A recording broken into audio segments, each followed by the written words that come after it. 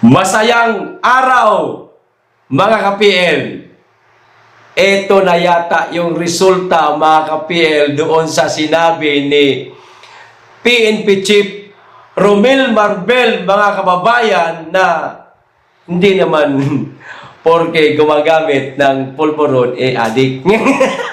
At sinang-ayunan naman din po ito, mga ka-PL, ni PNP spokesperson Police Brigadier General Fajardo, mga kapil. Oo, hindi naman po lahat.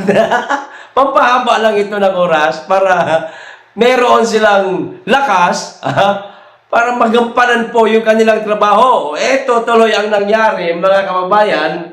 Itong ilang mga kapulisan, mga kababayan, na gumagamit na rin ng pulburon. At ang masaklap pa dito, mga kababayan, nakagurgur po ng sibilyan at dalawang kabaro nila. Oh, kita nyo na. Sige, sabihin nyo pa yan tuloy. Tila, lumaki na ulo nila. Sabi ni PNP Chief, hindi naman daw tayo adik.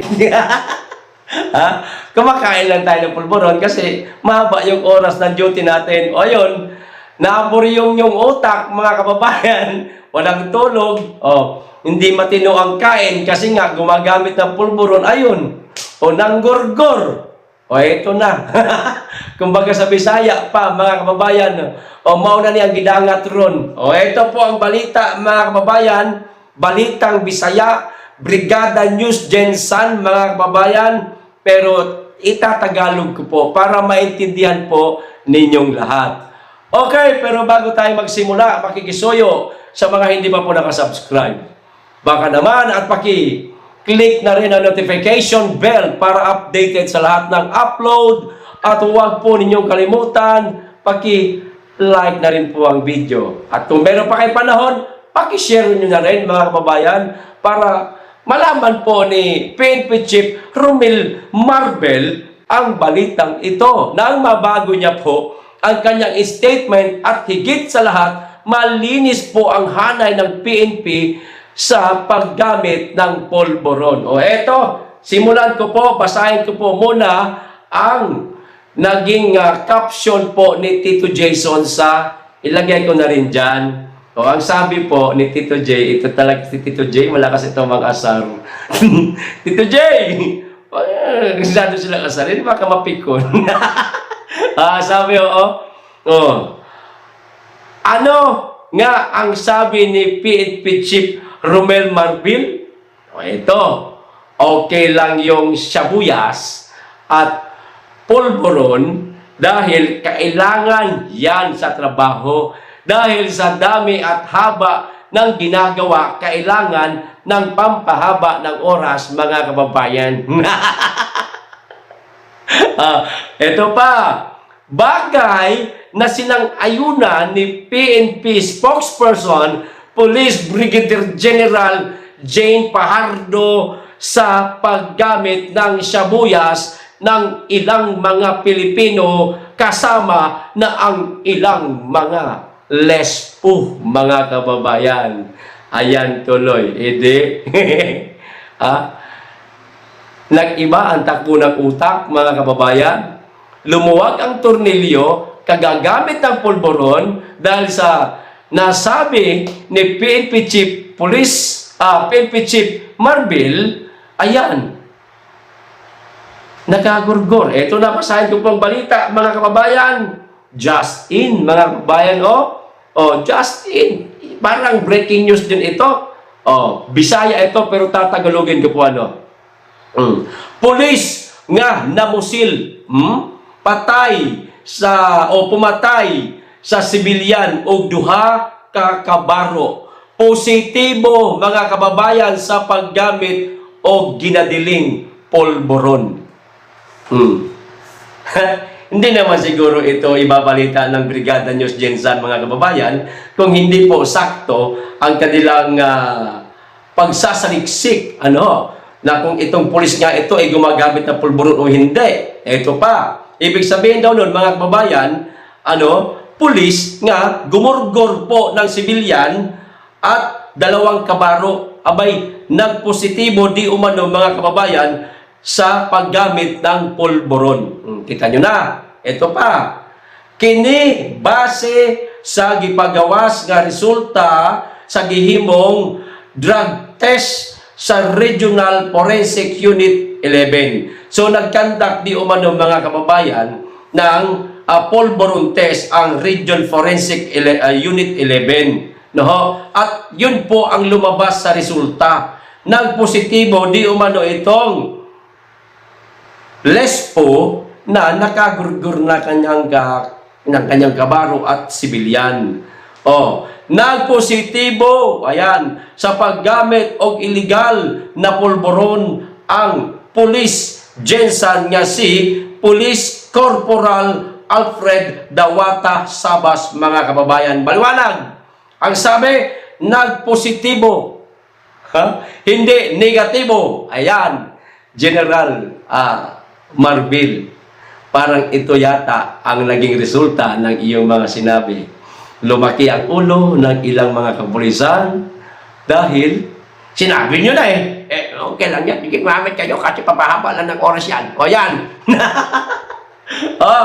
Eto pa. Si Sabas ang nakagurgur. Iniiba ko lang yung kasi bawal po yan kay YouTube. Si Sabas ang nakagurgur sa kapwa pasahero sa bus sa Makilala, mga kababayan.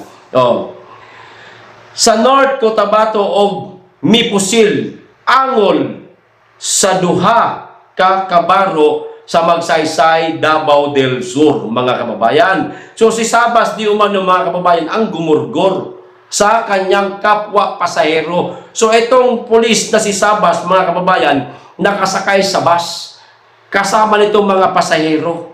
Hindi natin malaman po kung ano ang dahilan. Maka nandito at mababasa natin ang tabayanan po natin.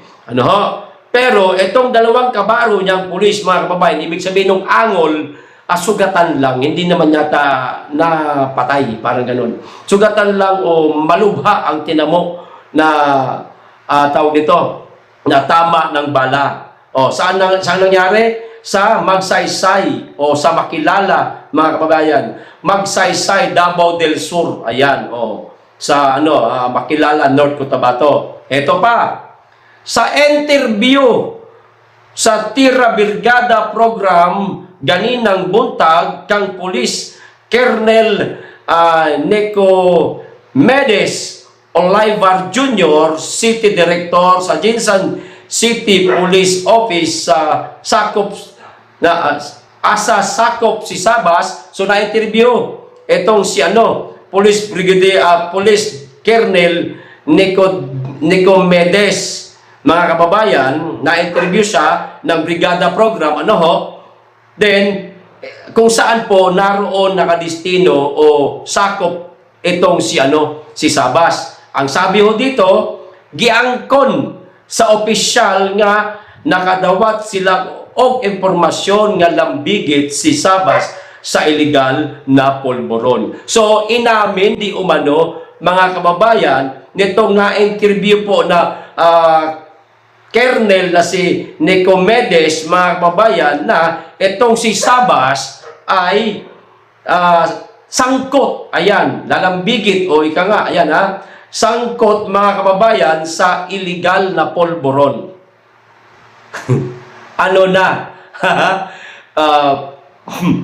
General Marbil, ano ho ang masasabi nyo dito? Imbis na ang ating mga kapulisan ay huwaran, sila itong mga nagpapatigil, tumutugis dito sa mga sangkot sa pulburon na mga sibilyan. Abay, tila sir, ang inyo pong tauhan po na mismo ang nasasangkot po, sir, sa illegal na pulburon, sir. Paano ho ito? Nakakahiya ito, sir, sa inyong hanay. Sa panahon ng dating Pangulong Duterte, abay, malinis na po ang tingin ng ating mga kababayan. Malinis na po, ibig sabihin, malinis na po ang uniforme ng mga kapulisan dahil talagang nilinis ni dating Pangulong Duterte ang hanay ninyo at ng ang mga general na naging PNP chief sa panahong na Pangulong Rodrigo Roa Duterte, pero ngayon sir tila umuusbong na naman sila na parang kabote. Dito tayo. Panghuli, ang pulis nga miyembro sa Special Drug Enforcement Unit sa Fatima Police Station sa Jensan. So ano pala ito mga kababayan? Miyembro pala ito sa sa Special Drug Enforcement Unit, pero ito pa mga kababayan mismo ang nagtutulak ng pulburon. Toing. Hindi man nagtutulak, siguro gumagamit lang po ng pulburon. Ayan. Sir General Marbil, tulungan po ninyo ang inyong hanay, sir. Linisin nyo po ang maruruming uniforme ng iilan sa inyong hanay. Hindi naman po lahat. Hindi naman po namin sinasabing lahat kayo nasa sangkot sa ipinagbabawal na pulburon. Mangilan-ngilan lamang po, sir. Nasa inyo po ang kapangyarihan para malinis pong muli ang uniforme ng inyong hanay at bumalik ang respeto ng taong bayan sa mga kapulisan. Nakakaawa po ang mga kapulisan ng mga matitino na dadamay po nitong mga iilan na gumagawa ng illegal. Sir General Marbil, meron po kayong kapangyarihan tugisin itong mga ito. Na sa ganun, wag nang maulit ito sa mga susunod pa na araw, linggo at buwan. Nang sa ganun, hindi po patuloy na bumaba ang tingin sa inyo ng mga kababayan natin. Okay, hanggang dito lamang po. Maraming salamat. Mag-iingat kayong lagi at higit sa lahat, mahalin natin ang Pilipinas.